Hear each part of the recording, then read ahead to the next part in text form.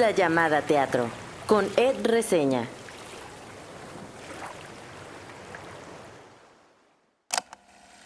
Le debemos nuestra función a las personas que van al teatro.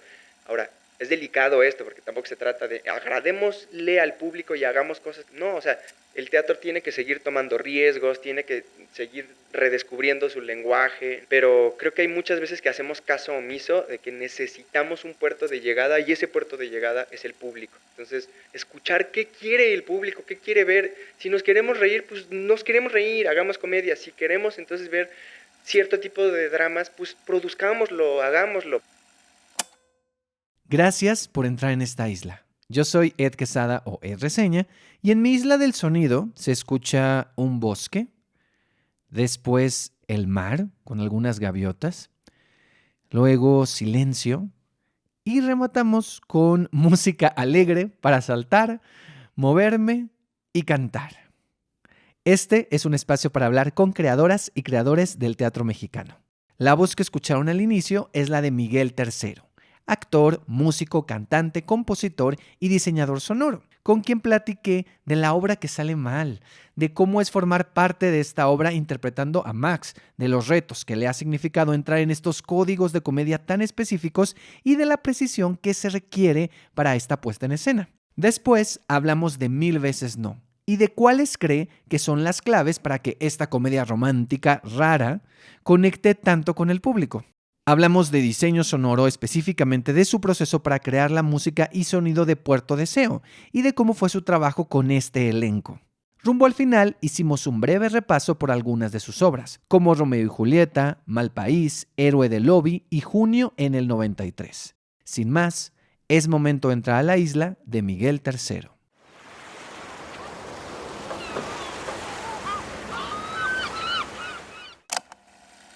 Creo que la primera vez que vi a Miguel en un escenario fue en el Foro Lucerna, en aquella versión del clásico de Shakespeare.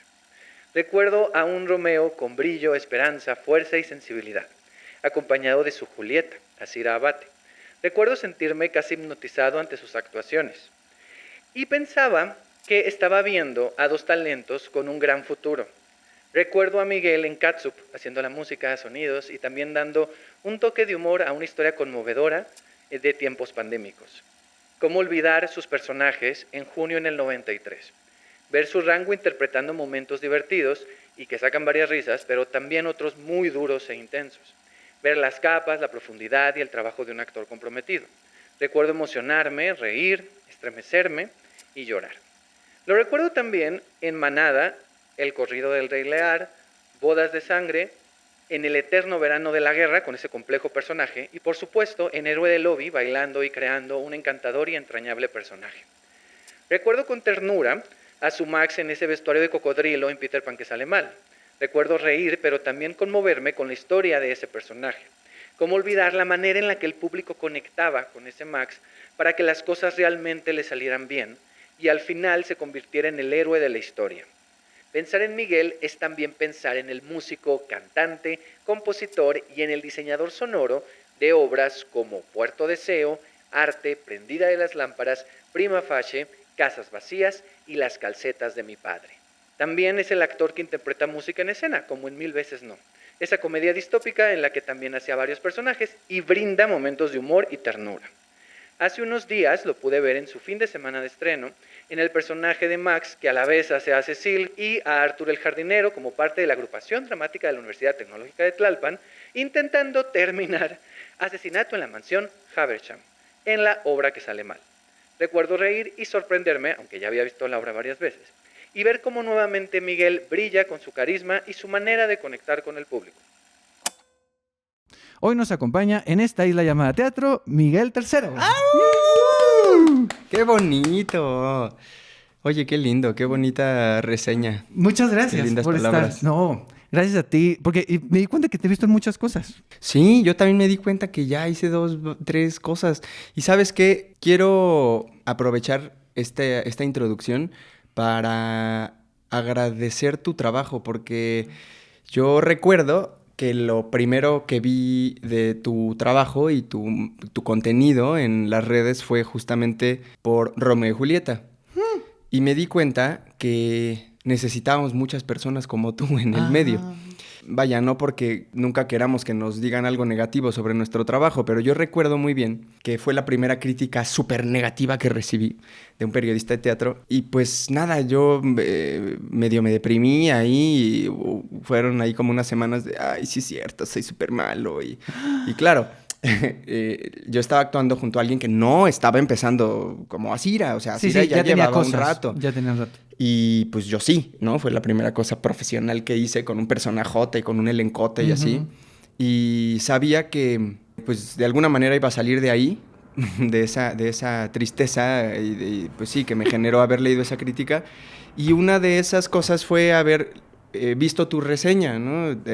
Ver que hablabas con generosidad y amor sobre el trabajo que hacemos. Y en ese momento, que ya tiene varios años, pues a mí me ayudó mucho a decir... Bueno, lo que leo aquí y aquí son solo perspectivas y pues nada, quiero agradecerte y ahora estoy muy honrado de poder platicar contigo después de tanto tiempo. Bueno, pues muchas gracias. O sea, también porque yo tenía ganas, digo, ya tengo tiempo con este podcast, como de encontrar el momento como de hacer la entrevista, ¿no? O sea, como que decía, ¿cuándo va a ser el momento? Y ahorita sentía como que dije, bueno, viene de toda esta etapa que ahorita hablaremos de obra que sale mal, universo que sale mal. Y dije, me parece muy interesante porque es muy diferente a como yo lo vi al principio. Sí. Entonces, como ver la evolución también, un poco de esto del drama a la comedia y de una comedia muy específica como lo es este universo que sale mal, que yo lo llamé así, ¿no? Sí, hablando sí. de la obra que sale mal y Peter Pan que sale mal, que ahorita hablaremos de eso. Pero no, bueno, te agradezco. Justo esa reseña de Romeo y Julieta era de las primeras reseñas que yo hice, porque fue en el 2019, cuando yo empezaba el proyecto de reseña en YouTube. Creo que es importante ser noble y creo que es importante ver ese lado. Entonces te agradezco también, porque luego uno no sabe, o sea, como que uno hace las cosas y no sabe quién las ve, ni a quién le llega, ni cómo le llega, ¿no?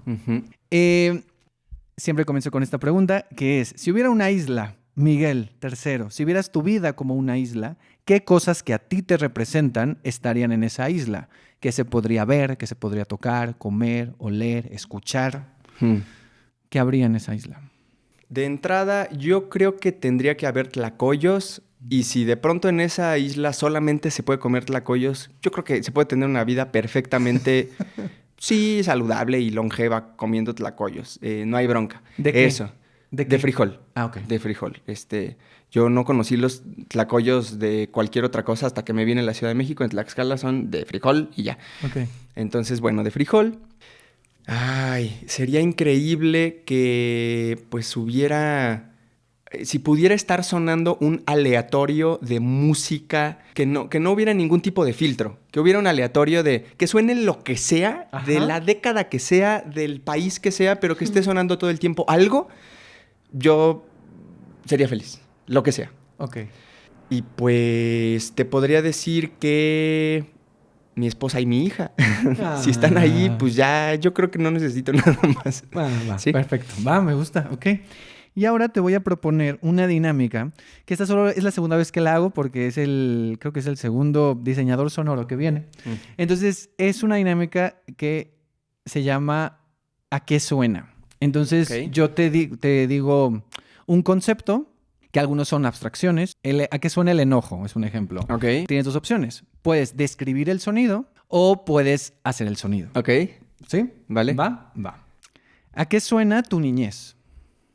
A el tren, más específicamente el que conocemos como La Bestia, pasando todas las tardes muy cerca de mi casa. ¿A qué suena tu familia? A risas, a cumbia tropical, ¿A qué suena para ti la soledad? a música triste. Cuando por alguna razón trato de volver más densa esa sensación de melancolía y soledad poniéndome canciones muy tristes y entonces lo vuelvo más solitario y triste. Bueno, pasa, ¿no? Sí, yo te entiendo perfectamente. A eso. ¿A qué suena para ti la alegría? A la voz de Loreta, mi bebé. ¿A qué suena para ti la Ciudad de México?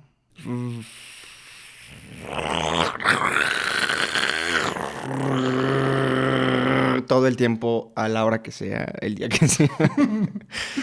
Y por último de esta parte, ¿a qué suena para ti el teatro? suena a las voces de las plantas técnicas que lo hacen posible, a sus voces antes de la función, organizándose para montar la escenografía, y suena a el hermoso bullicio de cuando la sala está llena, pero todavía no empieza la obra y hay un murmullo que nada se distingue, nada de lo que está diciendo la gente se distingue, pero hay ahí muchas pequeñas voces antes de comenzar la obra. Ay, qué padre. Ok, va. Cerramos esta parte y ahora te voy a preguntar por la primera obra de teatro que recuerdas haber visto.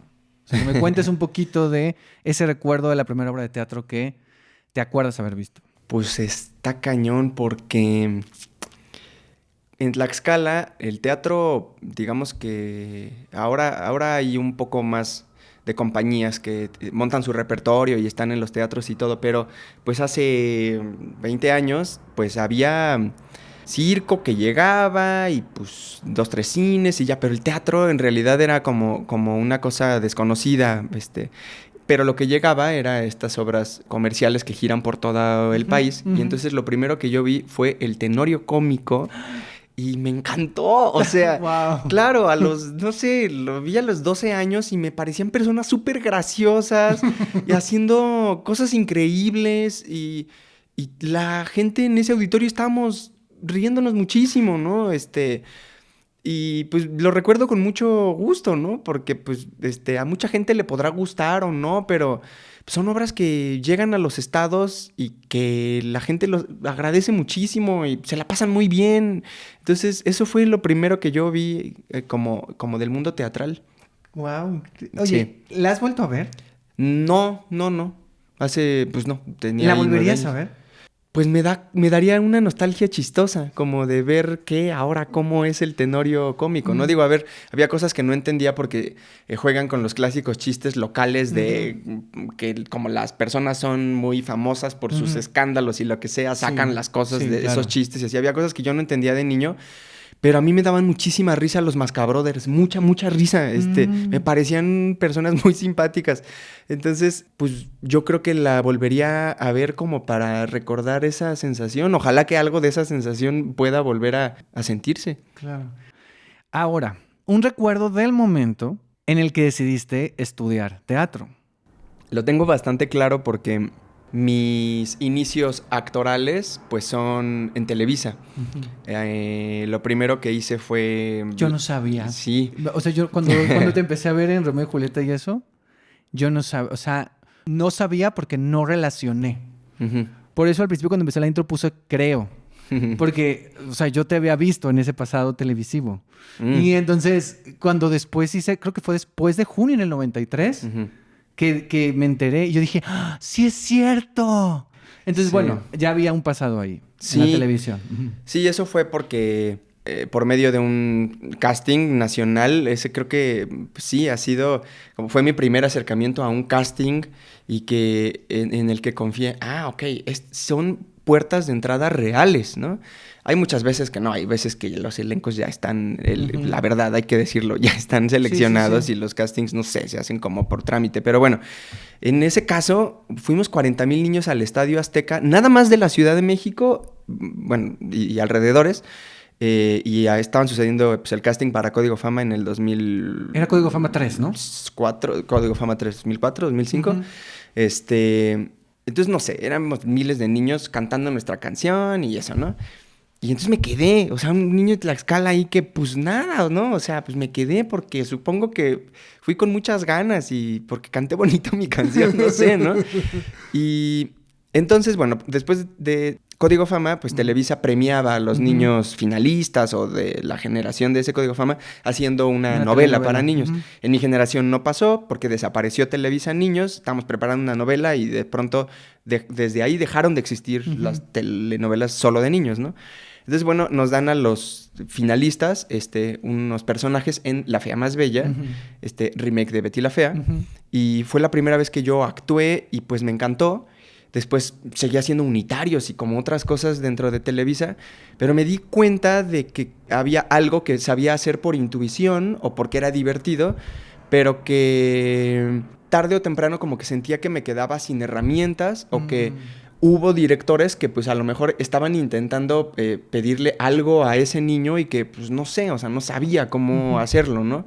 También hubo una vez en particular que este fue el detonante de decir, no, necesito estudiar actuación, que yo sabía, veto a saber por qué, pero pues tenía la gran intuición de que para estar a punto de decir una frase que tenía que decir mi personaje, que seguro era un personaje en La Rosa de Guadalupe, andando en patineta, lo que sea, pero yo decía, es que es lo más importante que digo en todo el capítulo. Me voy a tomar una ligera pausa, voy a ver a los ojos a esta persona y después voy a decir el texto.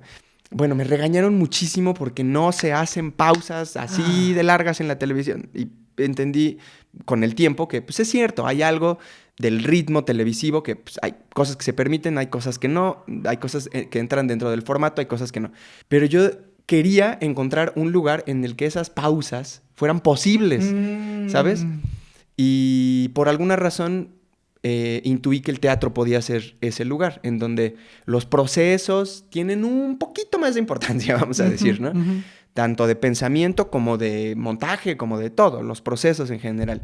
Para algunas obras es más importante que para otras, pero pues tengo la dicha de sí poder haber estado ya en montajes de teatro en donde el proceso es lo más importante, lo más importante.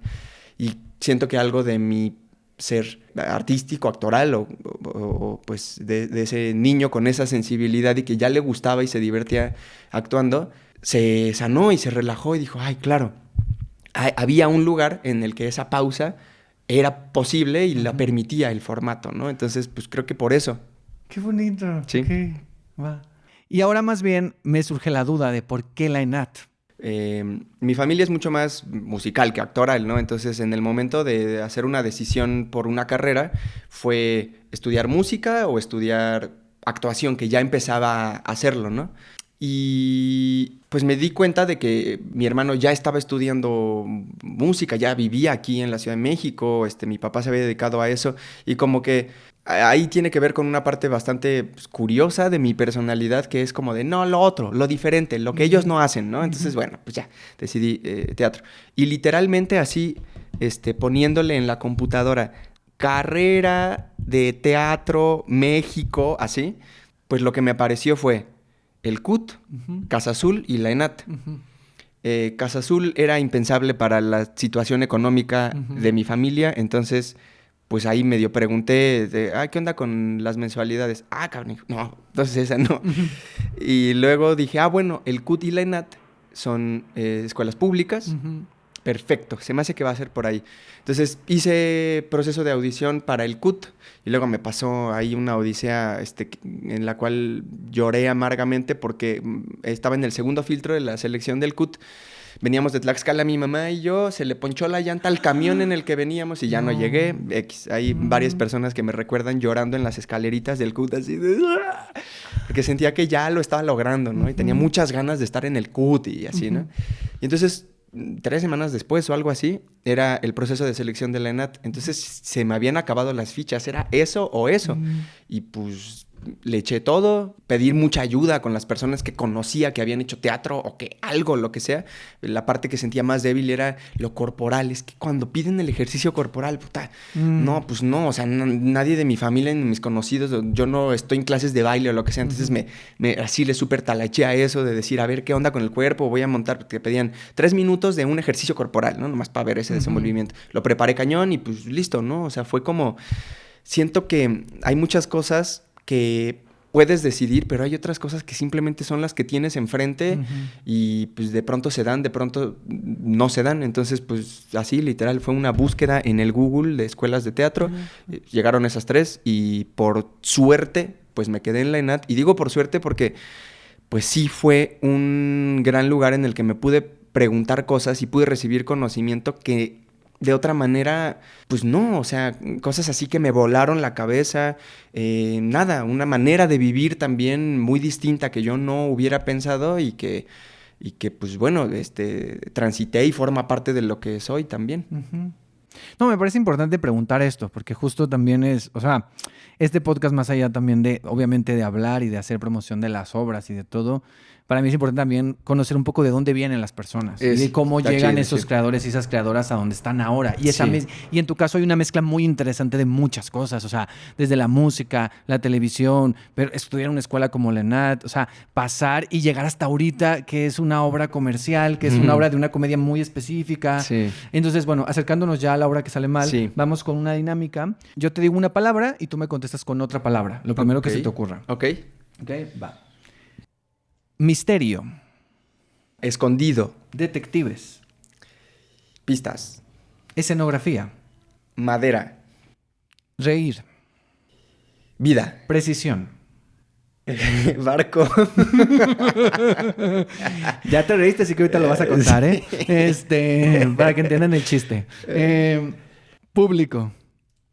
Humanidad. Max. Luz. Comedia. Precisión. Música. Trance. Drama. Dolor. Televisión. Diversión. Sonido. Voz. Composición. Libertad. Cantar. Volar. Actuar. Presente. Y por último, teatro. Familia. Muy bien, terminamos. Ustedes no lo ven, pero Miguel estaba cerrando los ojos y así como que se transportaba para poder hacer la dinámica. Y ahora vamos con la obra que sale mal. Perfecto, que es pues esta producción de Próspero Teatro y de Lemon Studios, que ya tiene toda una vida. Yo la primera vez que la vi en Una el vida. 2018. Ujú. O sea, antes incluso de hacer el Yo también reseña. la vi en el 2018. Y yo la vi en el Helénico. O sea, lo vi con Irene Azuela, me acuerdo. Ujú, O sea, ese primer elenco, Adrián Vázquez, o sea, sí lo recuerdo. Que hay varios de ese elenco que todavía siguen, Sí. ¿no? Como Ari, como Guana, que tú alternas el personaje con él. Sí. Entonces, ahorita hablaremos de eso. Pero bueno, es una obra que tiene un recorrido en diferentes teatros, con diferentes elencos. Mucha gente ha estado ahí. Luego decía esto del multiverso que sale mal, porque luego llegó Peter Pan, que sale mal. Después regresó la obra que sale mal en gira. Ujú. Y después ya ahorita se acabó Peter y llega ya otra vez al Foro Chapultepec la obra que sale mal. Entonces ha tenido toda una vida. Y tú te integraste a este universo en Peter Pan que sale mal, Ujú. cuando empezó, ¿no? Yo tengo que confesar algo, pero lo voy a decir más adelante mejor. Ok. No, tengo que confesar algo. Ok. Ahorita que llegue esa pregunta, va a venir mi confesión, porque hay una pregunta que tiene que ver con eso. Pero bueno, sí, ahorita están ya en nueva temporada en el Foro Chapultepec, de jueves a domingo, alternando porque tienen un elenco así inmenso, Sí. que les voy a leer aquí un poco también. Ana Jimena Villanueva, Ari Albarrán, Daniel Bretón, nunca sé pronunciar su nombre, Daniel Lefo, Daniel Haddad, Daniel Ortiz, José Luis Rodríguez Guana, Jerónimo Bes, Juan Carlos Medellín, Luis Fernando Peña, Luz Aldán, Iván Carvajal, Majo Pérez, Miguel III, Ramón Cadaval, Ricardo Fachlis, y vi que también subió Artus, ¿no? Acaba de estrenar Artus Sí, Chávez. Artus Chávez. Que a mí él fue el primero que me tocó Sí. de verlo de ese personaje en el Helénico, en aquel momento. Pero bueno, para la gente que no ubica qué onda, ¿qué es la obra que sale mal? ¿De qué va? Esta es una obra en donde en este mundo de ficción, una compañía de teatro amateur está intentando contar una historia de misterio. La obra es Asesinato en la mansión Haversham. Y bueno, ellos montan su obra, le llaman a los actores que pueden, echan mano de lo que tienen y saben para hacer teatro. Unos a veces se han subido al escenario. Hay gente que en esta función de estreno, que es lo que vemos cada vez en una función de la obra que sale mal, es la primera vez que se suben a un escenario, muchos de ellos. Entonces, la compañía está intentando contar esta historia y representar esta obra con todo su ímpetu, pero pues al ser una compañía amateur muchas cosas se empiezan a salir de sus manos y lo único que deseamos como personas que estamos actuando a esta compañía y también los espectadores es que logren terminarla, porque ya todo lo que podría salir mal está saliendo muy mal, pero de riesgo de muerte, o sea, mal, ¿no? Todo esto se deriva pues en una comedia física preciosa en donde vemos a personas en tremendos problemas, pero todos esos problemas resultan pues muy graciosos de ver, ¿no? Básicamente eso es la obra que sale mal.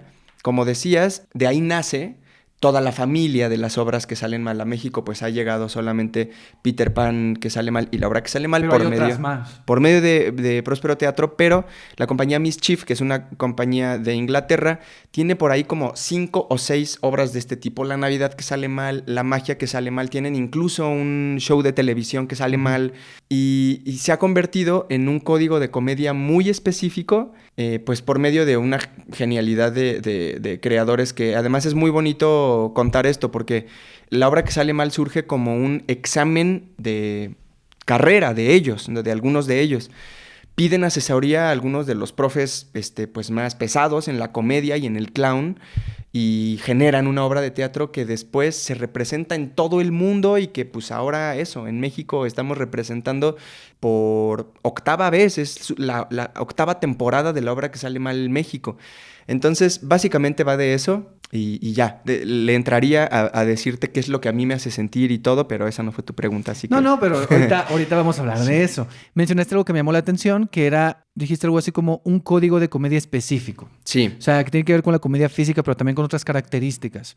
¿Qué características tiene este humor y esta comedia de todo este universo que sale mal? Pues mira, sin querer ponerme muy técnico, porque pues tiene que ver con herramientas específicas que Mark Bell, el director de la obra que sale mal, pues hace, no sé, 7 años, cuando vino a montarla a México, les dejó esa caja de herramientas al elenco mexicano, ¿no? Eso quiere decir que, por ejemplo, cuando alguien se cae al lado tuyo en escena, solo hay una manera de reaccionar ante eso. No puede ser lo que sea. A eso me refiero con un código específico. No puede ser, un sobresalto corporal y que de pronto estás bien. No. Hay, por ejemplo, para volver muy específico en ese ejemplo, hay una cosa que en estas herramientas le llaman Green Bass Bag, que es básicamente, la historia es más larga de por qué se llama así, pero bueno, es básicamente mirar lo que le pasó a ese compañero o a esa compañera, preguntándose interiormente si va a poder continuar haciendo la obra con un silencio físico absoluto, sin reaccionar corporalmente, y terminar de resolver con esa persona solo con la mirada si está bien, para poder continuar, ¿no? Entonces no hay un todo bien o un ayudar, no. Solamente silencio corporal, mirada y un código muy sutil de mirada en donde hasta que vemos que esa persona se puede levantar o alguien la levantó o alguien la sacó, entonces la obra continúa, ¿no? Entonces, así como esa pequeña herramienta hay otras 5 o 6, no sé, ¿no? En donde, además, dependiendo del personaje que sea, reacciona de diferentes maneras o no, porque además hay un microuniverso formado ahí adentro, porque uno es el director de la compañía, otro es un actor modelo que ha hecho comerciales, pero es la primera vez que se sube al teatro, uno es... así, literal, un compa que le dijeron, nos hace falta un personaje, pero yo ni sé hablar. No te preocupes, te puedes escribir las líneas en la mano, las palabritas que se te olviden, te las escribes ahí, así. Hay un poco de todo, y esas jerarquías y esas relaciones entre la compañía generan también una comedia muy específica dependiendo de las jerarquías dentro de los personajes, ¿no? Claro. Entonces, pues un poco a eso me refiero. Eso es lo que yo... O las personas que nos vamos integrando a este universo que sale mal, tenemos que aprender muy bien, porque si no, el código se rompe. Y entonces ya es, pues, nada más hacer el chistecito o una cosa que también, por ejemplo, decía el director, que yo no estuve ahí, pero a mí me lo transmitieron, ¿no? Les decía mucho, no comedy eyes, ¿no? No se trata como de, cuando sale un error, como decirle al público con los ojos de hacer ojos chistosos, como para decir esto que platicamos hace rato. Eso fue un chiste, te puedes reír. Justamente lo que queremos lograr como ejecutantes de esta comedia es todo lo contrario. Es que hay una mirada de completa tragedia para que la comedia allá pueda suceder, ¿no? Entonces hay un código muy, muy, muy específico que no está fácil y además tiene que practicarse mucho, porque hay veces que es medio contraintuitivo. O sea, yo muchas veces, no sé, quiero reaccionar de diferente manera o con exabruptos corporales o eso, y la cosa como de entrenar al cuerpo, de decir no... es silencio corporal y mirar hasta que Sandra se haya levantado y entonces continuar. son cosas que pues se van entrenando y se van pues puliendo con el paso de las funciones también. Sí, y eso mientras escuchaba, yo me hacía todo el sentido. Porque ese ejemplo que diste de esa pausa, de ese silencio de... Digo, la acabo de ver, pero está muy presente en todo. Claro. Y ayuda mucho a lo que está pasando. Porque es una pausa que el público está diciendo, ¿qué van a hacer? Claro. Porque no hacen, o sea, ¿qué está sucediendo? Pero qué interesante, o sea, que venga de caja, de herramienta, o sea, que es Sí, una herramienta, o sea, totalmente. que venga de manual, pues. Sí. Porque al final de cuentas es un manual que ustedes están replicando. Y otra cosa Sí. que se me hace muy interesante para la gente que ya la ha visto, pues que es mucha comedia física, que hay caídas, que hay muchas cosas que suceden, y quiero hablar de la precisión, o sea, de la precisión que se requiere. Sí. Porque yo pensaba y decía, bueno, se dice mucho que en la comedia el error ayuda e improvisas, pero aquí... Pues realmente ¿qué tanto? no. O sea, aquí no se puede improvisar. No. ¿O qué tanto puedes improvisar? Entonces, quiero hablar de qué tanto puedes improvisar y qué tanto cuenta la precisión de te tienes que parar aquí, tienes que hacer esto, porque si no te pega cierta cosa... Ujú. Y, ¿sabes? O sea, Sí. todo eso. A mí me lo transmitieron tal cual como ellos lo han estado cuidando como producción, como una partitura. Y eso a mí, pues obviamente me ayuda mucho porque es una partitura sobre todo sonora. Los textos todo el tiempo van, no con el mismo ritmo, pero sí llevan la misma estructura de ritmos y de entonaciones. Se suba quien se suba, hay que subirse a esa partitura. Eso ayuda mucho también porque hay, por ejemplo... trucos que se activan por medio de la escucha desde afuera. Entonces, cuando la persona ya dijo, lo reportaré con su superior, ¡pim!, ¿no? Atrás se está activando algo, pero solamente porque esa persona hizo, lo reportaré con su superior, Q. Si tú quieres improvisarle y meterle de tu cosecha a algo emocional y lo que sea, ya estás descuadrando la partitura sobre la que van todas las Claro. personas. Eso también es lo increíble de la obra que sale mal, que está diseñada como un relojito y forma parte de esta precisión que hablas, que en ese sentido pues es sonora. Pero a nivel corporal también, por ejemplo, pues nada, o sea, eso, hay golpes, hay caídas, hay cosas que tiramos para que alguien se caiga en el segundo piso, lo que sea, y pues si no es en el lugar del escenario en donde tiene que ser, pues justo, ¿no? O sea, pueden ocurrir accidentes como ya me sucedió en Peter Pan, ¿verdad? Que era lo del barco. Sí. Una tontería como aprender a seguir el trazo y aprender a nutrir y a habitar ese trazo que te están diciendo que es, ¿no? Entonces, había una parte en la que a mí me parecía que yo pasaba demasiado tiempo de un lado recargado en el barco. Y yo decía, bueno, pero mientras me puedo pasar tantito para acá y puedo agarrar la vela. Lo que pasa es que este barco en Peter Pan era tenía un juego de contrapesos, ¿no? Ujú. Entonces yo en ese momento lo que no sabía es que yo era el contrapeso. Entonces yo tenía que estar en la punta extrema del barco para que después mi compañero, en este caso Daniel Bretón, se pudiera subir del otro lado del barco, pero si no hay nadie de ese lado, pues como un sube y baja, pues se cae y ya. Uh-huh. Eso fue justo lo que le pasó. Trató de subirse, no había ese contrapeso, se le fue el barco y sus dientes chocaron contra el piso del barco y a la fecha los tiene flojos. O sea, no sé, él dice que no se le van a caer nunca. Yo le digo, ¿y cuándo vas a ir con el dentista? No, aquí siguen, no pasa nada. Pero bueno, ese es el tipo de cosas que también vas descubriendo que todo tiene un sentido de por qué los actores y las actrices están parados en ese punto del escenario y Claro. no en otro, ¿no? Esto es la primera vez que yo lo vivo así en una obra de teatro. Antes, como dices, a lo mejor no era de riesgo mortal Ujú. que te pararas o que improvisaras o que agregaras tantito o entonaras diferente. Y esta es la primera vez que veo que sí, forma parte vital del espectáculo y forma parte vital también de la integridad del elenco. Claro. Ahorita que mencionabas justo esta anécdota de Peter Pan que sale mal, pues tú entraste a este universo con Peter Pan que sale mal, Sí. ¿no? Y quiero hablar un poquito de eso, o sea, ¿cómo llegas a este universo? O sea, ¿hubo una audición o cómo te invitaron o cómo fue No. tu llegada a este universo? Pues, y específicamente a Peter Pan que sale mal. A mí me parece que Jero Best y Camila Brett, porque eso fue lo que me dijeron, me habían visto en alguna obra de teatro, no sé en cuál, ¿no?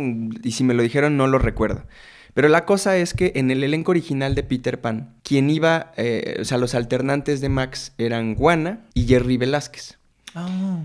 Y entonces Jerry estaba en los primeros ensayos, o creo que el primero, literalmente. Y terminó, no sé, 2 de la tarde, listo, pues nos vemos mañana. Prrr, le suena el celular y le hablan diciéndole que se quedó en una película de la cual había hecho casting. Y se dio cuenta que no iba a poder hacer la temporada de Peter Pan que sale mal. Y entonces en ese momento yo estaba en Tlaxcala comiendo tlacoyos con mi familia y me entra una llamada de Jero y, oye, ¿sabes qué? Te necesitamos, pero mañana. O sea, ¿dónde estás? En Tlaxcala. Puedes venir a las 10 de la mañana a ensayar. Estamos empezando con un... Yo ya había visto que habían publicado sobre ahora viene Peter Pan que sale mal. Y yo dije, afortunadas las personas que van a actuar eso. Qué increíble, ¿no? Me sonaba así de... ¿Tú ya habías visto la obra que sale mal? Sí, yo la vi 2 veces. Yo la vi en el CST2 y la vi en el Insurgentes. Ujú. ¿Qué te puedo decir? O sea, yo tenía 1 año de egresado de la ENAD, yo vi la obra que sale mal y dije, ¿quiénes son estas personas? ¿Por qué son tan geniales? ¿Qué es este animalote de producción? Me la pasé increíble y una parte de mí deseó muchísimo actuar ahí. Entonces, cuando lo de Peter Pan que sale mal, a mí me pareció una genialidad. Fue como de qué divertido. Además, una historia que todo mundo conoce, pero con el mismo código de comedia. Puta, eso va a estar increíble. Es cuando yo recibo esa llamada, no sé, fue como que Los Ángeles se canalizaron así de pronto. Oye, ¿no quieres formar parte? No me hicieron audición, no nada. Te digo, me habían visto en una obra de teatro. Pues, ¿qué te puedo decir? O sea, gracias a Jerry Velázquez he comido los últimos 4 años y formé una familia. Gracias, Jerry. Un abrazo hasta donde estés. Gracias por hacer esa película y no poder hacer Peter Pan. Gracias. Wow. Sí, es que a veces las cosas suceden así, ¿no? O sea, como de la nada, uno no lo espera. Sí, así es. Y llegan esos momentos. Cuando yo vi Peter Pan que sale mal, ya había visto como 3 veces la obra que sale mal. Y es inevitable, no en un mal sentido, pues hacer comparaciones, ¿no? Uh-huh. O sea, ver estos universos. Y de alguna forma, gente del elenco, por ejemplo, lo vivió al revés, ¿no? O sea, como Juana o como Majo, que primero estuvo en la obra que sale mal, luego Peter y todo otra vez la obra que sale mal. Y tú lo viste primero Peter y luego la obra que sale mal. ¿Cuáles para ti desde adentro piensas que son como algunas diferencias y similitudes? O sea, hay similitudes en los códigos, en el humor, pero también ¿qué diferencias hay? La más clara es que en la obra que sale mal, Max está viviendo su primera vez en el escenario. En Peter Pan, no. Digamos que en secuencia cronológica para un mundo ya súper clavado de fan, primero es la obra que sale mal y después la Dut monta Peter Pan, ¿no? Entonces, eso pues ya establece algunas cosas, ¿no? Para el momento de Peter Pan, Max ya está un poquito más suelto. Ya sabe que se la pasa muy bien con el público. En la obra que sale mal no sabe que se la puede pasar bien con el público. Entonces, eso de entrada pues establece ciertas cosas. Y, por ejemplo, Peter Pan está construido mucho más como, vamos a decirlo, por sketches. Y la obra que sale mal, aunque tiene una estructura similar en donde cada escena también es una rutina de clown, vamos a decir, todas las rutinas están entretejidas por trucos o cosas que se quedaron sembradas o alguien puso el libro ahí y va a ser importante en la escena 8 después. Eso es algo que pasa mucho más en la obra que sale mal. Por lo tanto, es mucho más compleja técnicamente porque hay cosas sembradas como más profundamente. En Peter Pan lo que tiene es que es un espectáculo gigantesco con un giratorio, es familiar. Estamos viendo a los personajes de Disney ahí pasándosela horrible. Eso es lo que es distinto, ¿no? Y nada, creo que la obra que sale mal es una obra, podría decir, más compleja a nivel teatral y a nivel actoral. Sí, justo ahora que la volví a ver, o sea, como que aquí va mi confesión. Mi confesión es que cuando yo vi Peter Pan que sale mal, dije, creo que me gusta más. Y entonces empezó como todo, con gente que ya había visto las dos. No sé si te pasó, pero mucha gente estaba como de, ¿cuál es mejor? No, a mí me gusta más la otra, a mí me gusta más esta. No, es que la otra, pues, ¿sabes? No, es que esta no sé qué. Y ahora que vi la obra que sale mal, como que también, tengo que confesarlo, hubo como una reconciliación en ver todo esto de la complejidad. Sí. Y de decir, wow, qué fuerte. O sea, es súper difícil lo que están haciendo. Y claro, a mí lo que me gustaba mucho, justo, el gran espectáculo que era Peter Pan que sale mal. Sí, sobre todo porque increíble. y sobre todo porque tenía 2 elementos que a mí me gustaban mucho que existieran.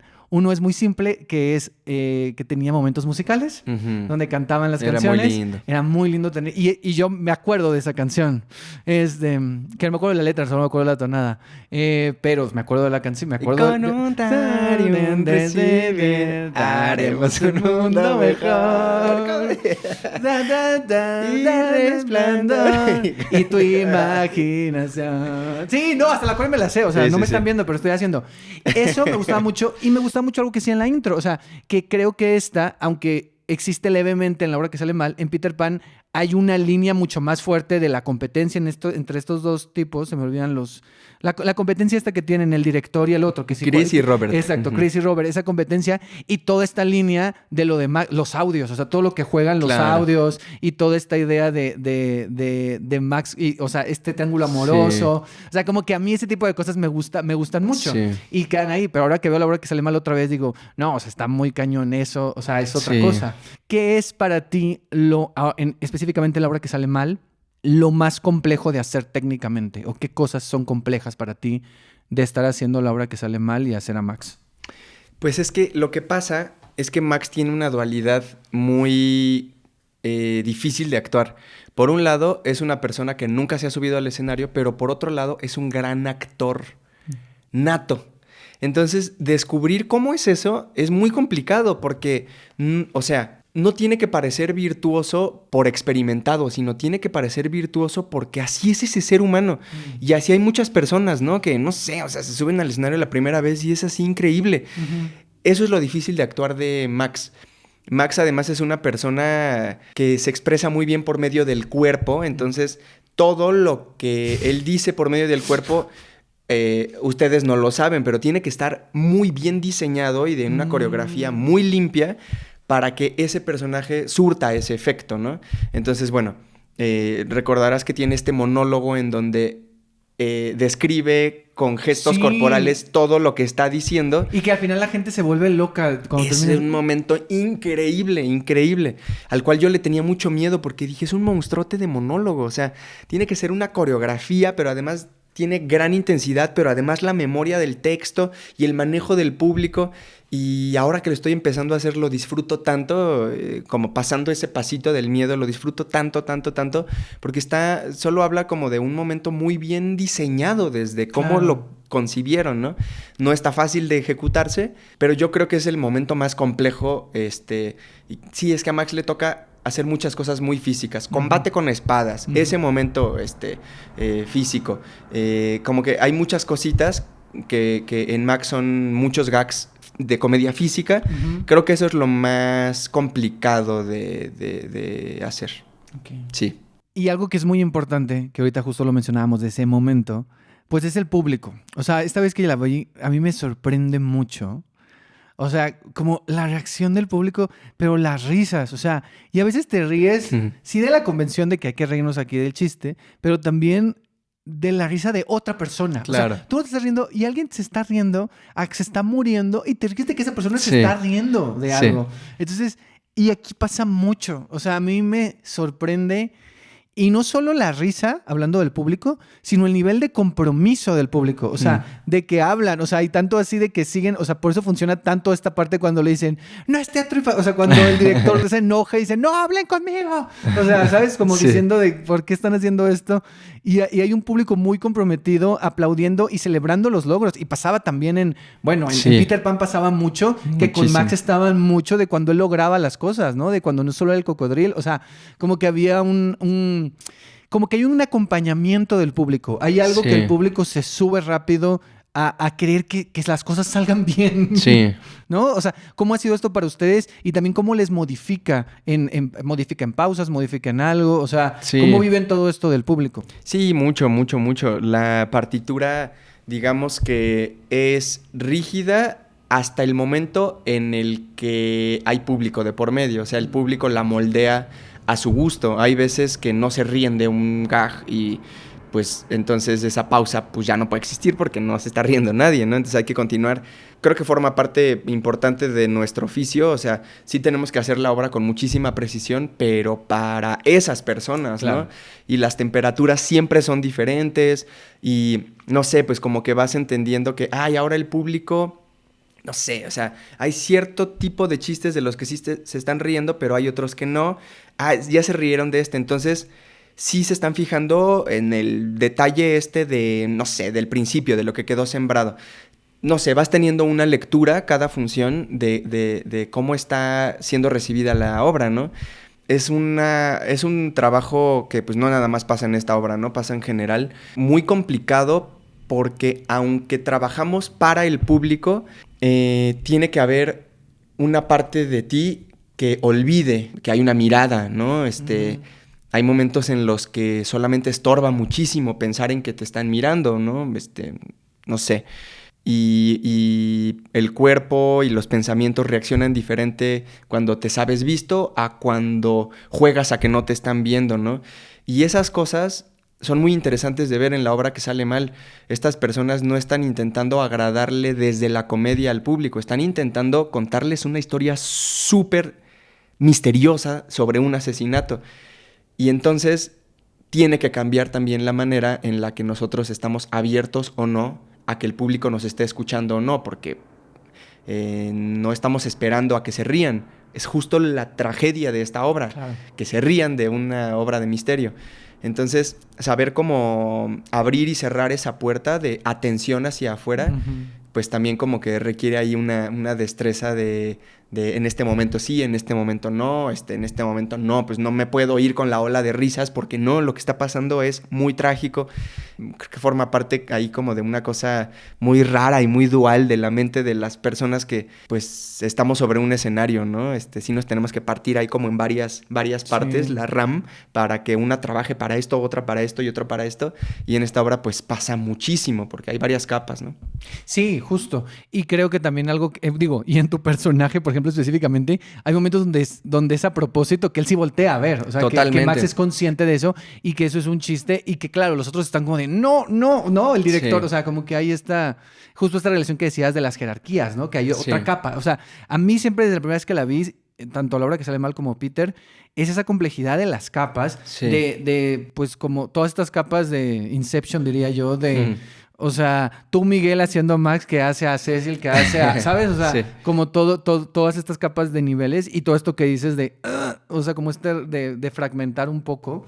Pero sí, es muy interesante, o sea, de ver ese proceso y ese trabajo. Para ir cerrando esta parte del universo que sale mal, que era un poco lo que querías decir al principio, ¿qué te ha dejado a ti? O sea, como actor, como persona, todo este proceso... Y todas, bueno, no solo los procesos de ensayo, sino las funciones y dar muchas funciones. Porque, sí, o sea, también es agarrar un callo y un oficio de hacer algo tan difícil. Yo lo veo muy difícil y de mucha cuestión física también. ¿Qué te ha dejado a ti la obra que sale mal y Peter Pan que sale mal?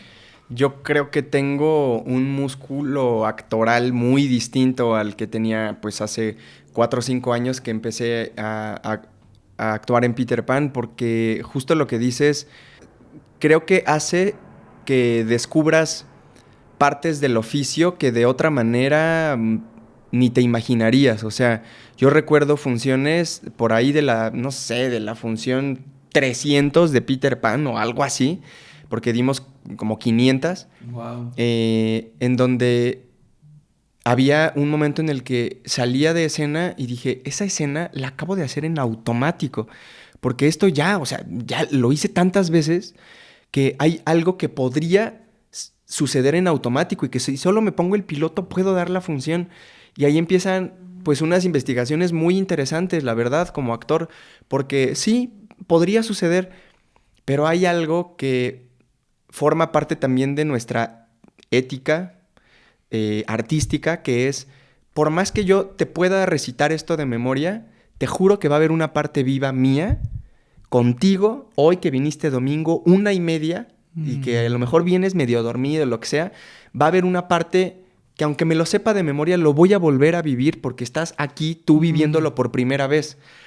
Y eso en una temporada de 12 funciones no pasa porque lo vives las 12 veces con nervios y con intensidad. Eso por un lado. Por otro lado, una parte mucho más de carrera, vamos a decir, a nivel mucho más laboral.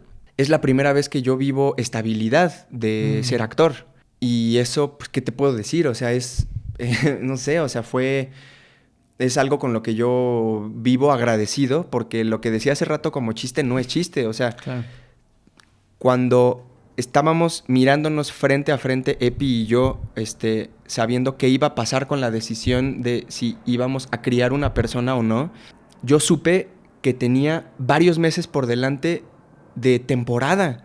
Y eso, desafortunadamente, es algo que se vive pocas veces en la carrera.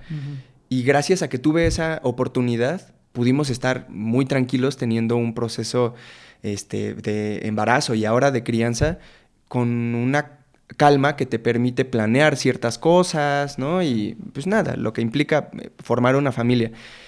Eso se lo debo completamente al universo que sale mal. Pues te diría eso, es increíble poder decir, órale, soy actor de teatro y tengo estabilidad económica, es de verdad increíble. Yo pensé que no iba a pasar, yo pensé que el mito era real y no. Ahora lo puedo decir y de verdad este es un mensaje que ojalá se pueda transmitir la mayor cantidad de veces.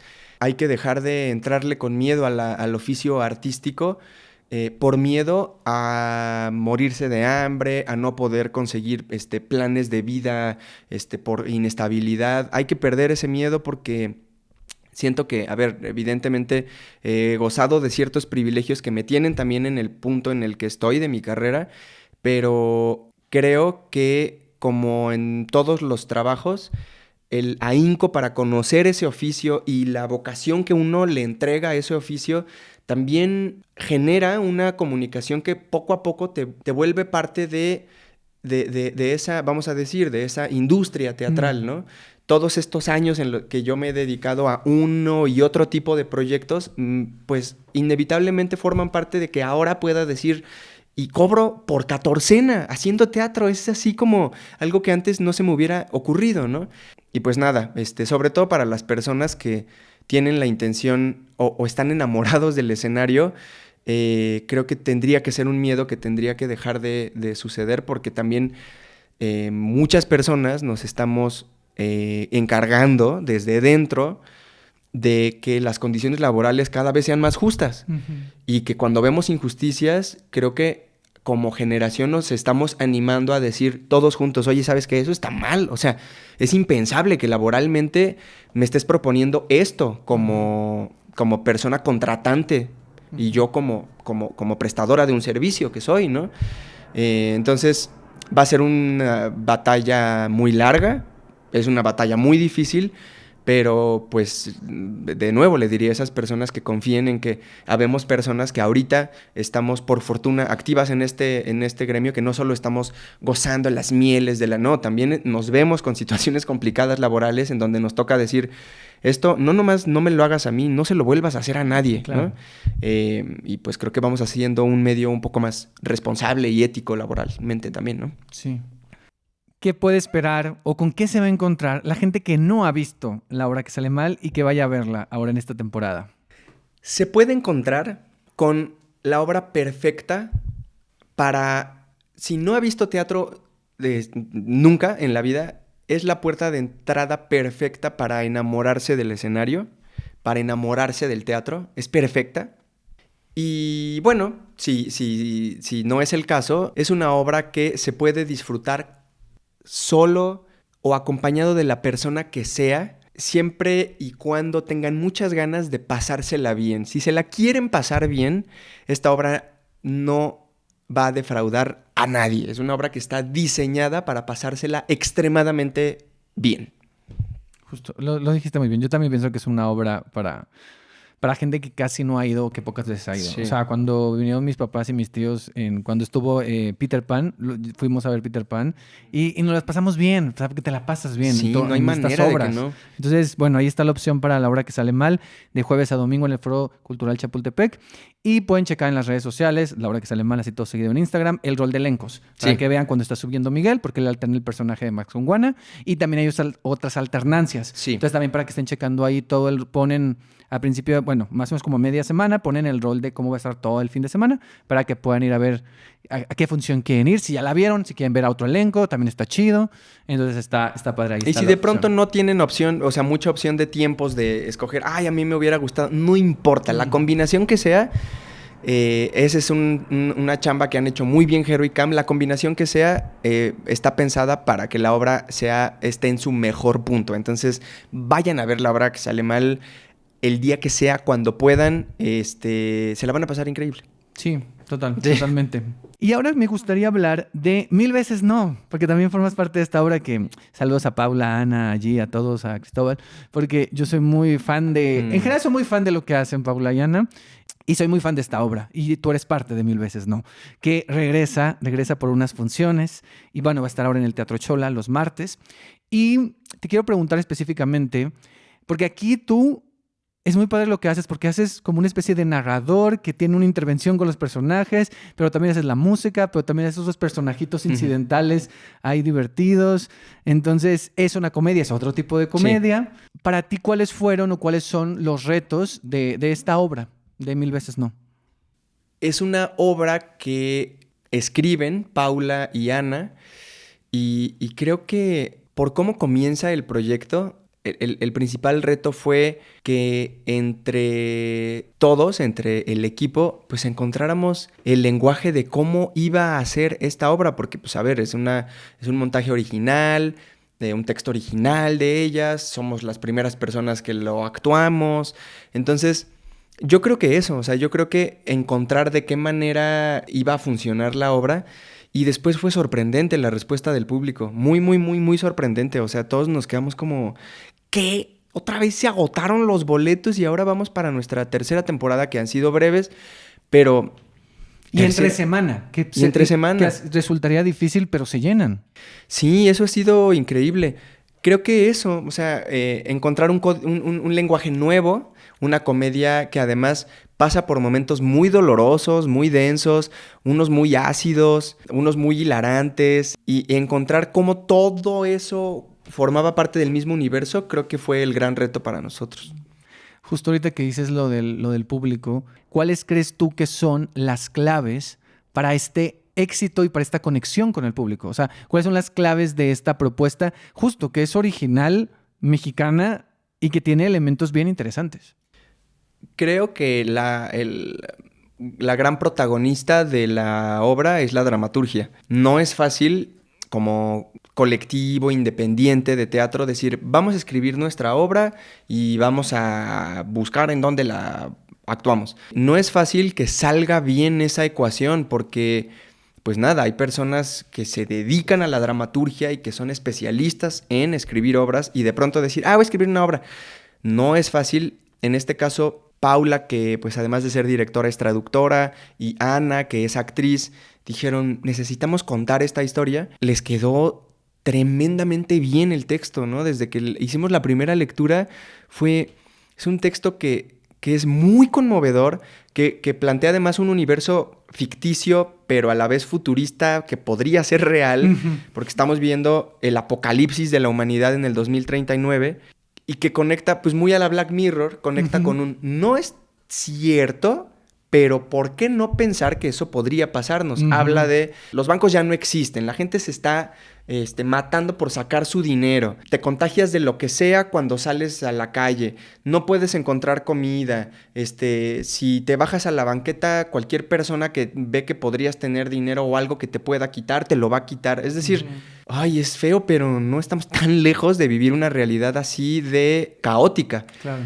Y además, que se tomen el espacio para volverlo una comedia en muchos sentidos patética, en muchos sentidos ácida, hace que pues nos riamos de un caos en el que estamos inmersos en este momento, ¿no? Justo. Sí, totalmente. Y no mencioné, pero Paula y Ana vinieron el año pasado y tuvieron un episodio donde hablaron todo de Mil Veces No. Entonces pueden ir a escucharlo. Si no ubican, no han visto Mil Veces No, no saben qué es, pueden ir a escuchar ese episodio. Son las especialistas. Porque ellas, sí, o sea, las creadoras, las dramaturgas, la directora, una de las actrices, bueno, la única actriz en escena. Para si quieren ir a escucharlo, pueden ir a escucharlo. Y cuando ellas vinieron, yo les hice una dinámica que quiero hacerte a ti. Que es la misma dinámica, que son las preguntas raras y sin filtro de amor y venganza al más puro estilo de Mil Veces No. Okay. Entonces, es lo primero que se te ocurra, ¿eh? Okay. Son preguntas de respuesta corta, ¿va? Okay. ¿Cuál sería tu fantasía de venganza? Es de Amentis. ¡Qué tramposo! Encerrar a alguien, a esa persona de la cual me quiero vengar, encerrar a alguien en su casa y que no encuentre salida. Si estuvieras encerrado y salieras después de años, ¿cuál sería la primera cosa que harías afuera? Ir al mar. ¿Qué es lo más raro o sorprendente que has encontrado en internet? Ayer descubrí pues, un podcast que yo no sabía que podía tener ese alcance en la comunicación actual, pero de un exmiembro de las Fuerzas Armadas de México que encapuchado relata las situaciones que se viven en esos ambientes. Entonces yo creo que ayer me pareció muy extraño y dije, ¿por qué estoy viendo un podcast de esto? Yo creo que eso. Ok, sí. Si estuvieras descubriendo el mundo como Baltasar, ¿qué palabra crees que te sorprendería conocer? Ay, ¿cómo se llaman? Los teleféricos. Ok. Teleférico. Una canción que te salvaría. Piensa en mí, de Valeria Lynch. Y por último, ¿qué te gustaría estar haciendo en el año 2039? Viviendo en el campo, cosechando de mi huerto y viviendo feliz en familia. Va, muy bien. Para cerrar esta parte de Mil veces no, para la gente que no lo ha visto y que puede ir a verla, ¿con qué se va a encontrar si va a Mil veces no? Con una comedia muy actual y con una comedia que le tiende los brazos al público para reírse un poco de las tragedias actuales de nuestra sociedad. Muy bien. Y bueno, pasamos ahora, bueno, ahí está, Mil veces no, martes 18, 25 de noviembre y 9 de diciembre. Y ahora me gustaría hablar de diseño sonoro, porque tú también haces, o sea, toda esta parte de la música también compones, haces música Sí. para teatro, haces diseño sonoro para teatro, y me gustaría hablar justo de esto. ¿Cómo concibes el sonido y la música dentro de la narrativa de una obra de teatro? Bueno, creo que puede ser un acompañante intrusivo o puede ser un acompañante que sublime la poesía de una obra de teatro, ¿no? Creo que ahí está un poco como pues un poco como cualquier área de diseño creativo en el teatro, ¿no?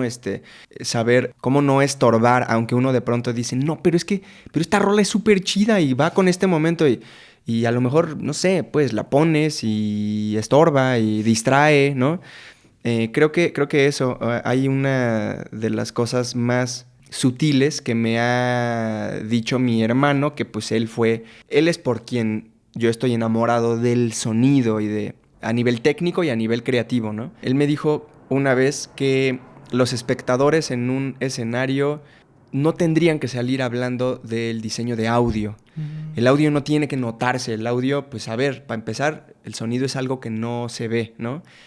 Toda vez que comentes como algo acerca del diseño de audio, es decir, de lo técnico, de la parte del sonido, es porque se volvió presente, es porque de alguna manera se hizo notorio, ¿no? Uh-huh. Ahora, evidentemente hay veces en las que, pues, no sé, forma parte, como por ejemplo Blindness, ¿no? Que era pues un espectáculo con audífonos. Pues obviamente ahí es importante comentar, pues es que me puse unos audífonos y por medio de ahí toda la narración de Marina de Tavira, ¿no? Pero en el mejor de los casos tendría que ser como pues, una ola de energía que te hace avanzar en dirección de las emociones de la obra, ¿no? Claro. En el mejor de los casos, pues es un acompañante emocional. Sí, y justo también ahorita que mencionabas, o sea, como esta diferencia entre diseño sonoro y diseño de audio, Sí. también me gustaría que lo explicaras un poco porque yo antes me confundía. Sí, supongo que es una decisión que se está tomando colectivamente para nombrar dos cosas, porque pues podríamos nombrarles de diferente manera, pero el diseño de audio es como toda la parte que tiene que ver con la ingeniería del sonido, es decir, micrófonos, altavoces, en dónde pones esos altavoces, qué micrófono usas, qué sé yo, ese tipo de cosas técnicas para que acompañen de la mejor manera un espectáculo. El diseño sonoro entra en un terreno creativo, en donde pues hay una persona que puede o no ser compositor musical. Hay diseñadores sonoros que no son compositores musicales, pero generan los ambientes y deciden qué sonidos, si va a ser, necesitamos pajaritos. Bueno, ¿qué pajaritos? ¿De un bosque de Canadá o los pajaritos de Xochimilco? O ¿no? Todas esas decisiones forman parte de un diseñador sonoro, ¿no? Entonces, pues es mucho más, digamos, un terreno creativo y de decisiones de qué suena. Claro. Y hablando justo de diseño sonoro, ¿cómo son tus procesos en las obras en las que has trabajado, ya haciendo diseño sonoro, componiendo la música? Sí. O sea, ¿cómo son tus procesos creativos desde que lees el texto y tu trabajo con el director o la directora? Depende muchísimo justo de eso, ¿no? De quién está dirigiendo, porque, pues bueno, por eso hay quien está haciendo la dirección, tiene el panorama completo de a dónde queremos llegar juntos, ¿no? Como equipo creativo. Entonces depende enteramente, en primer lugar, de las primeras pistas que vaya arrojando quien está dirigiendo la apuesta. Y después, yo creo que, pues entrando como en esta parte musical, o cuando, por ejemplo, un actor o una actriz va a cantar o va a tocar algo, siento que el diseño sonoro tiene que estar al servicio de la persona en específico que va a cantar o va a tocar. Siento que hay veces que, no sé, podrías decir, es que, no sé, necesito que aquí hay una guitarra eléctrica para esta parte que es rockerona de la obra, qué sé yo. Pero probablemente el actor te diga, ok, pues sí, lo intento. Pero todas esas decisiones son muy sutiles porque podrías estar metiendo a una persona en aprietos lo suficiente como para que viva estresada su función y su temporada, porque puta, ya llega el momento de la guitarra eléctrica y hay obviamente una gran dosis de respeto que hay que tenerle a la música, pero justo por eso creo que a mí me gusta mucho trabajar muy, muy, muy de la mano con el elenco, con las personas, ya sea que van a ejecutar música o que no, porque también hay una parte que a mí me gusta dejar disponible de mi diseño sonoro para que no esté al servicio del público, sino esté al servicio de las personas que van a estar ejecutando la obra. Es decir, yo quiero que mi diseño sonoro también les favorezca a esas personas a contar su historia, ¿no? Y es que lo que pasa es que es una herramienta que hay que aprovechar a nuestro favor porque la música mueve la energía de manera inmediata. Una canción que en este momento pongamos de disco, te juro que nos va a alegrar mucho más el momento que si ponemos ahorita la rola más deprimente de Björk, no sé. Claro. El mood del espacio cambia inmediatamente. Entonces, eso como diseñador sonoro yo necesito usarlo a favor no solo del público, sino de los ejecutantes. Ya sea para generar un contrapunto, porque así se necesita, o porque digo, en este momento necesita llegar a un lugar muy, muy, muy, muy profundo, que ahí tengo la gran fortuna de también ser actor y también saber cómo se siente que un diseño sonoro te favorezca o te estorbe y decir, yo quiero estar al servicio también de ellos. Entonces, eso forma parte importante también de mi trabajo como diseñador. Qué interesante eso que dices último, porque me parece muy importante que también el tú estar del lado de ser actor también y estar de ese lado. O sea, yo podría resumir todo este discurso desde que empezaste, muy interesante, que yo no lo había escuchado de esa manera, de cómo algo puede estorbar en lugar de beneficiar, ¿no? Sí, mucho. Y de cómo puede estorbar a la historia, pero también a quien lo están ejecutando. O sea, entonces es muy interesante porque se nota que eres muy consciente al estar de los dos lados, pues, ¿no? Yo creo que por eso me empezaron a hablar para diseñar el sonido en el teatro, porque hago música desde siempre. Y así literalmente pasó en un ejercicio en la ENAT. Pues yo, pues no sé, era el clásico que ahí andaba con una jarana o con un cajón o lo que sea. Entonces, supongo que empezó a ser notorio que además de ser actor, pues era una persona que tocaba instrumentos, ¿no? Entonces, alguna vez me dijeron, ¿puedes musicalizar mi ejercicio? Ah, sí. Entonces, ahí empecé en la carrera como a formar parte de la escena, acompañando desde lo musical. Y también, por ejemplo, Mariana Jiménez, que fue quien me invitó a formar parte del equipo creativo de Puerto Deseo, me lo dijo muy claramente. Yo necesito tu visión porque además de ser compositor y ser diseñador sonoro, eres actor y yo necesito que acompañes a este elenco para poder generar sonido, ¿no? Y creo que sí es un gran camino que pues yo trato de aprovechar todo el tiempo porque puedo comunicarme con mis colegas y puedo después estar afuera y decir, esto sí favorece, esto no, y disfruto mucho, mucho ese trabajo, mucho. Claro. No, y es muy interesante, justo ahorita iba hacia allá, ¿no? A Puerto Deseo, que estuviste nominado por por diseño sonoro y por la música. Fue muy sorpresivo y muy satisfactorio. Sí, y justo ahí porque es hacer como una inspiración a partir de un tranvía llamado Deseo, pero con un universo muy particular, donde la música, o sea, el hecho de que tengan una banda, O sea, de que este personaje, de que esta versión de Stan Lee tenga una banda, pues lo hace que el universo sonoro sea importante. Sí. Y que también eso, ¿no? Que el elenco se sienta cómodo haciendo lo que hace en Sí. escena. Brevemente, ¿cómo fue este proceso de Puerto Deseo? Pues, por ejemplo, hablando de la comodidad y el acercamiento con el elenco, lo primero que me dijo Cristian Magaloni fue: quiero que sepas, yo no canto ni una nota. O sea, tú me estás pidiendo que yo entre en un tiempo específico de la canción. Yo no sé hacer eso, sé hacer otras cosas. Yo musical ejecutante no soy. Tiene un gran oído musical y tiene un bagaje cultural musical bien chido, Magaloni. Pero él me lo dijo, yo no canto. Y teníamos la, pues, ligera consigna, ¿verdad? De que él era el vocalista y líder de una banda. Pero bueno, ahí lo que pudimos usar a nuestro favor es que era una banda de punk, en donde lo importante es lo que están tratando de decir, de denunciar, de expresar, y no el virtuosismo artístico, ¿no? Entonces, le sacamos todo el jugo que pudimos a todas las personas. Ahí mis grandes aliados fueron Alex Gesso, que él es muy buen músico y toca muy bien la guitarra. Y dije, listo, con este güey es. O sea, por él va a sonar esta banda bien musicalmente. Y Yayo Villegas, que hizo que sonara muy bien en el Teatro Juan Ruiz de Alarcón. Entonces, Puerto Deseo fue una página en blanco en donde Mariana me dijo: hay estas provocaciones, vas, date, ¿no? Entonces, las canciones las compuse por medio de poesía de Alejandra Pizarnik. Jalamos material de todos lados de Alfonsina Storni, ¿no? Para poder llegar a las emociones en específico que esa banda necesitaba expresar, ¿no?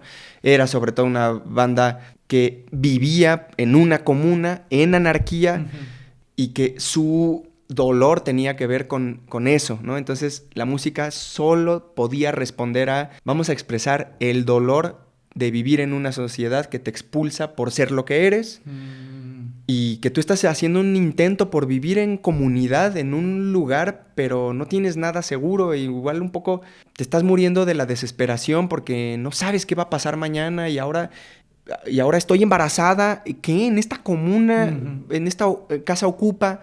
Entonces, todo eso tenía que expresar las canciones de Puerto Deseo, y lo que sí sabíamos es que teníamos que punkear, y por eso sonaban como sonaban las canciones de Puerto Deseo. Y era raro porque por un lado estás en un teatro de la UNAM, en el Juan Ruiz, pero había que punkear y así sonaban las guitarras y así sonaba la batería. Era la función que tenía que cumplir la música en ese caso. Claro, y creo que la cumple.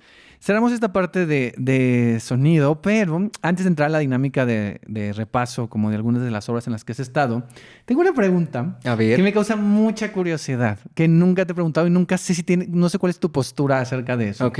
Que es, ¿te interesa, te gusta el teatro musical? Lo asiente, porque pienso y digo, es músico, canta, o sea, actúa. Sí. Entonces como que tiene las herramientas para poder hacerlo, pero no sé si te interesa, lo has intentado, ya sea como actor e intérprete o incluso como componiendo música para un musical. O sea, ¿qué onda con esto? Me causa mucha curiosidad, ¿eh? En serio. Pues mira, uno de mis proyectos principales, actualmente estoy estudiando un diplomado en producción musical, no dejo de componer y pues no dejo de estar dentro del teatro también. Entonces todo esto a mí me lleva a desear mucho poder producir un musical original, componiendo o co-componiendo con alguien más la música, porque lo que me pasa con los musicales es que a mí me encanta. Es increíble ver un musical y escuchar una orquesta en vivo y canciones emblemáticas, y los amo mucho. Pero me pasa una cosa rara, o sea, como que yo veo a las personas que se apasionan por los musicales y siento que yo soy como de otra especie, no sé por qué, o sea, como que obvio me gusta, y los musicales que he visto pues me dejan así con la boca abierta y son espectáculos increíbles. Mi aspiración artística respecto de los musicales es tratar, que ya lo están haciendo Playhouse, por ejemplo, generan musicales nuevos con temáticas mexicanas o que no son por lo menos más cercanas, con música increíble, con ejecutantes increíbles, con orquestas increíbles, pero que no son de alguna manera más cercanos. Lo que me pasa a veces es que siento que estamos viendo ahí como que un musical que, qué bonito es, pero lo siento como una pieza ahí en un estante, como una esferita así brillante, y a mí a veces me resultan un poco lejanos. Me ha pasado varias veces. Algunas otras no, como que sí digo, Dios mío, esto es un arte, el teatro musical es de verdad y pues merece el respeto de todos, la verdad, porque un ejecutante de teatro musical tiene que cantar muy cabrón, tiene que bailar muy cabrón, tiene que actuar muy cabrón y tiene que tener una condición física muy cabrona porque se dan temporadas muy largas y muy extenuantes. Por ese lado, yo respeto mucho ese oficio, pero creo que es un oficio diferente al que yo hago. Entonces, he hecho audiciones para algunos musicales, pero pues no ha sucedido. Obviamente me dan ganas, o sea, me darían muchas ganas, pero no hay un musical en particular que diga, muero cabrón por hacerlo. O sea, me encanta, por ejemplo, escuchar la música, todo Andrew Lloyd Webber, no sé, o sea, son composiciones increíbles, ¿no? Pero querer así hacerlas, te digo, siento que soy como de otra especie rara de actor músico. Por eso, más bien dije, bueno, ¿qué es lo que puedo hacer con estas dos cosas? Quiero producir y componer musicales, ¿no? Entonces, hacia allá va la cosa. Spoiler. ¿Y hay hay algo en concreto? O sea, ya hay como un trabajo que esté tomando forma. Se está desarrollando, pero todavía ni siquiera. Sí, está bien, no pasa nada. Se está desarrollando, pero en algún momento sucederá. Muy bien. De eso me encargaré. Muy bien. Pues bueno, ahora sí entramos con esta dinámica de... Vamos a hacer un repaso por algunas de las obras en las que has actuado. Entonces yo te digo la obra y tú me arrojas un recuerdo. Algo breve, algo conciso. Sí, señor. Perdón, yo así de... Romeo y Julieta. Es la primera obra grande e importante, digamos, a nivel industria que hice, y la estrené 3 semanas después de que muriera mi mamá. Entonces fue inevitablemente un shock de vida grande, ¿no?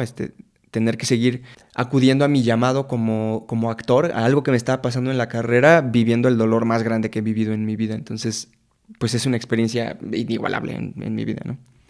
Malpaís. Con Malpaís entendí dentro de mi cuerpo cómo se siente hacer teatro. David Holguín, siempre lo digo y siempre lo diré, es mi sensei. De él salieron las lecciones de teatro que me conforman al día de hoy, y por él entendí que el teatro necesita ser un ritual vivo y necesita hacerse con virtuosismo. Hay que tenerle un respeto a la ejecución teatral, no solo porque se sienta muchísimo, ya puedes hacer lo que sea, ¿no? Tiene que ser intenso a nivel de convivencia, pero también intenso a nivel técnico. Entonces, David Holguín me enseñó eso y se lo agradeceré siempre. Catsup. Una caricia al corazón en un momento de oscuridad como lo fue la pandemia, con creadoras como Mica Gramajo, Day Arroyo, Patti Loranca, que no saben otra cosa más que hacer teatro con amor. Héroe del lobby. Diversión y libertad absoluta en una obra que no era una comedia, pero con un personaje que hacía la función del personaje cómico en este universo, me hizo sentirme libre.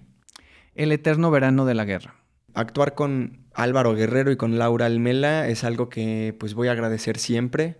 Esa primera escena con Álvaro Guerrero... O sea, yo cuando leí la primera escena no necesité leer el resto de la obra para decir necesito hacer esta obra. Es una belleza de escena, de primera escena, de arranque de obra, y saber que le iba a actuar con Álvaro Guerrero pues me emocionó mucho, y cada vez que actuamos esa escena fue pues un trance, fue volar muy alto. Bodas de sangre. Una obra imposible, creo que es una obra imposible de ejecutar, es de ese calibre de obras, es impensable que alguien logre actuar Bodas de sangre en medio de un contexto mexicano muy violento. Pues se volvió como un poco un shock como creador, ¿no? Hablar de un asesinato y representarlo, porque además Angélica Rogel tomó la decisión de que viéramos el asesinato, que en la obra no solamente los personajes se van, bla, bla, bla, y solo nos enteramos. Se murieron. Angélica dijo, lo quiero ver en escena, ¿no? Entonces representar la violencia y representar lo más, o una de las cosas más atroces que podríamos hacer como seres humanos, que es matar a alguien más, pues en medio de este contexto mexicano lleno de violencia, pues también fue duro de hacer.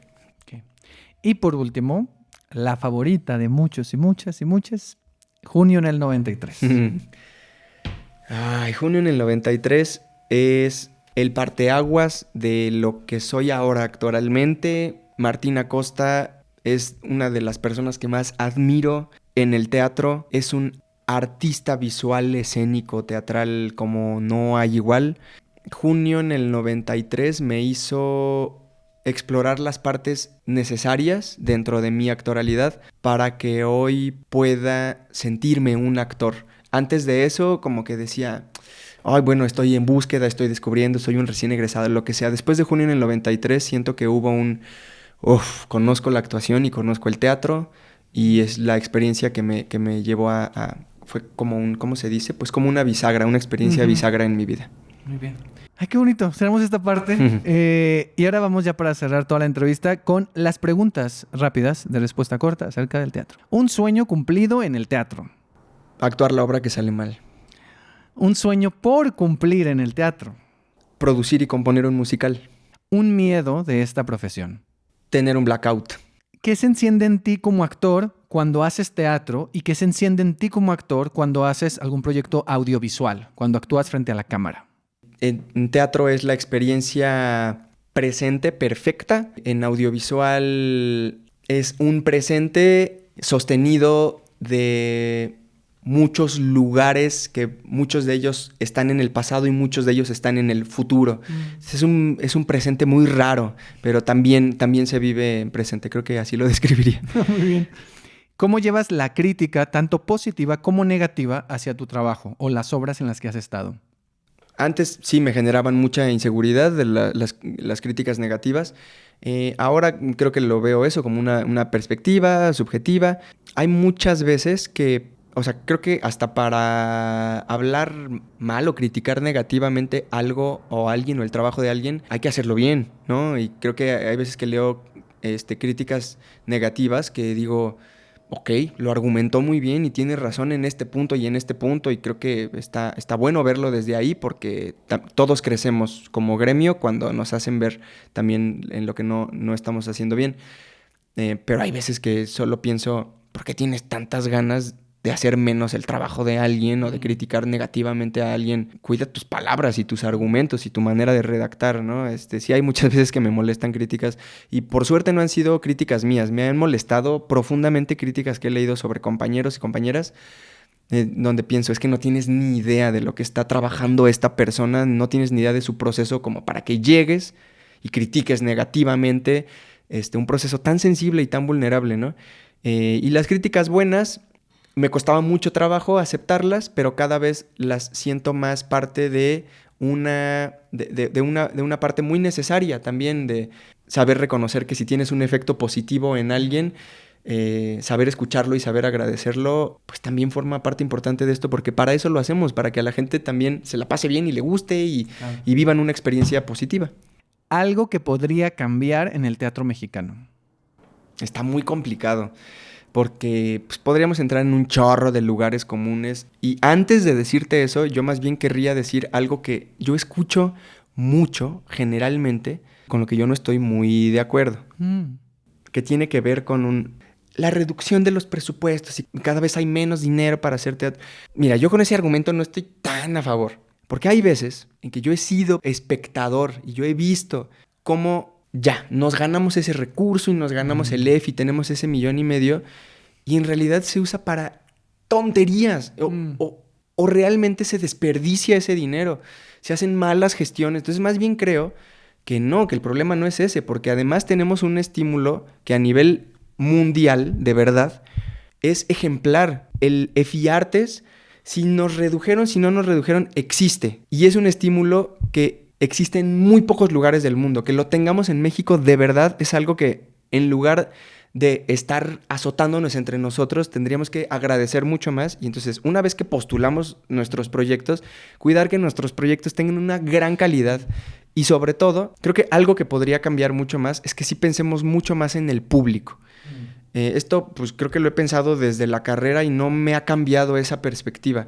Hay muchas veces que hay muchos proyectos de teatro que se hablan a sí mismos o que se hablan a la misma investigación del ego de ahora yo quiero hacer esto porque lo vi en Alemania. Vale madre, o sea, los públicos mexicanos llegan y pues se aburren y no la recomiendan y los teatros se vacían y todos decimos el teatro es aburrido, no vayas al CCB porque vi una obra horrible, no vayas a tal porque estuvo caro y además estuvo feo. Creo que necesitamos volvernos mucho más responsables de nuestro oficio en tanto que le debemos nuestra función a las personas que van al teatro. Ahora, es delicado esto porque tampoco se trata de agradémosle al público y hagamos cosas. No, o sea, el teatro tiene que seguir tomando riesgos, tiene que seguir redescubriendo su lenguaje, ¿no? Pero creo que hay muchas veces que hacemos caso omiso de que necesitamos un puerto de llegada y ese puerto de llegada es el público. Entonces, escuchar qué quiere el público, qué quiere ver. Si nos queremos reír, pues nos queremos reír, hagamos comedia. Si queremos entonces ver cierto tipo de dramas, pues produzcámoslo, hagámoslo. Pero creo que hay cosas que de pronto es como, de verdad, yo preferiría no decir nombres ni nada. Pero hay veces que veo como, ay, van a montar tal obra. ¿Pero para qué? O sea... Te entiendo perfectamente. ¿Y cómo...? Ok, bueno, ¿y hay una propuesta respecto del discurso de esa obra? No, pues la montaron así como dice el libreto. Es como... ¿Y entonces para qué? ¿Y entonces para qué te estás peleando con el gobierno de por qué no me das mi $500,000 extra que me habías prometido? ¿Para eso lo quieres? ¿Para que vayamos como espectadores y nos aburramos? Creo que tendría que cambiar eso. Sí, no, estoy totalmente de acuerdo. Sobre todo en esto de pensar en el público. Sí creo que puede haber un equilibrio y que hay que escuchar también al público dentro de esa búsqueda. Porque está bien, cada artista tiene una búsqueda. Pero como esa búsqueda conecta con el público o cómo se refleja con el momento que está viviendo las personas, con el momento que estamos viviendo, incluso lo que se hace en los musicales, con México, con el país, con nuestra realidad social. Sí. Todo el teatro es político, las comedias son políticas, el teatro de entretenimiento y de divertimiento es político y creo que echar esa mirada también vendría muy bien. Sí, no, estoy totalmente de acuerdo. Para ir cerrando, regresamos a esta isla, a este concepto de la isla. E imagina que en esta isla hay un cofre del tesoro. Okay. Y en ese cofre del tesoro están las cosas valiosas que a ti te ha dejado el teatro. ¿Qué cosas hay en ese cofre? Me ha dado un sentido como artista. Me ha dado a las personas que más amo en este momento, a Epi y a Loreta. Yo creo que pues, si no hubiera ido a ver aquella vez al teatro a Epi en una función de Las Profetas, pues no tendría una hija en este momento. Ahí la conocí. Entonces, pues bueno, hay gente demasiado increíble en el teatro. Hay personas, pues sí, yo creo que eso, la posibilidad de ser una persona creativa, libre. Creo que las personas más chidas que conozco se dedican al teatro. Son personas divertidas, interesantes, que tienen una visión sobre la vida, que me parece hermosa y que además le dedican su tiempo a la poesía y a la belleza. Entonces, pues no sé, yo creo que es una forma de vida de la cual el día que muera no me voy a arrepentir de haber decidido tener esta vida y esta compañía. Muy bien. Y bueno, para cerrar, es el momento en el que tú me hagas una pregunta a mí, que me preguntes algo de teatro, lo que quieras. Puede ser algo que hayas intuido en esta conversación, puede ser una pregunta que yo te hice que aplique para mí, o puedes generar una nueva. Es tu momento. Desde tu punto de vista, ¿qué crees que tendría que cambiar en el teatro mexicano?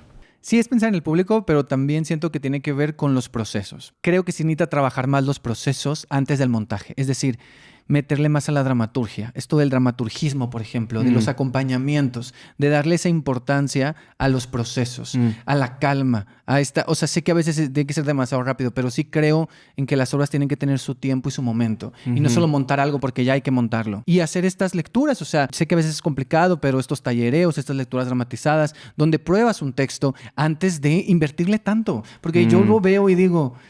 O sea, todo, no solo el dinero, el tiempo, el esfuerzo que esta gente, que estos creativos están poniendo para algo que no funciona. Y que llegas a escena y que no funciona. Y que eso lo pudiste haber advertido si hacías un taller. A lo mejor no igual, pero sí podrías tener una noción de que cierta cosa no funciona. Yeah. Entonces, para mí creo que es importante este trabajo que tiene que ver con el dramaturgismo, con el acompañamiento, alguien que acompañe el proceso de que algo... Sobre todo, y también me gustaría eso, que hubiera más dramaturgia mexicana. Mm. O sea, siento que eso también es importante. Entonces, creo que faltan más ese tipo de cosas. Sí. Hemos terminado. Te Muy bien. agradezco mucho. Te agradezco mucho que hayas venido. Te agradezco mucho que podemos hablar de muchas cosas, o sea, de muchos temas. Y en serio, muchas gracias. ¿Algo que quieras decir para terminar?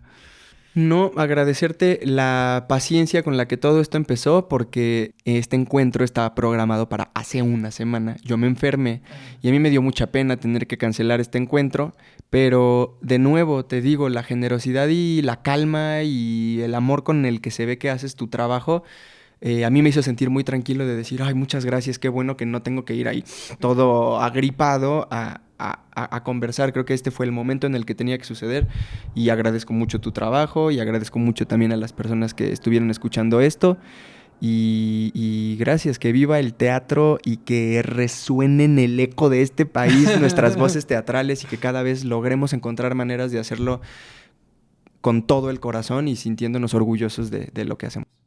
Claro, totalmente. Que vive el teatro. Gracias, Miguel. Gracias, Ed.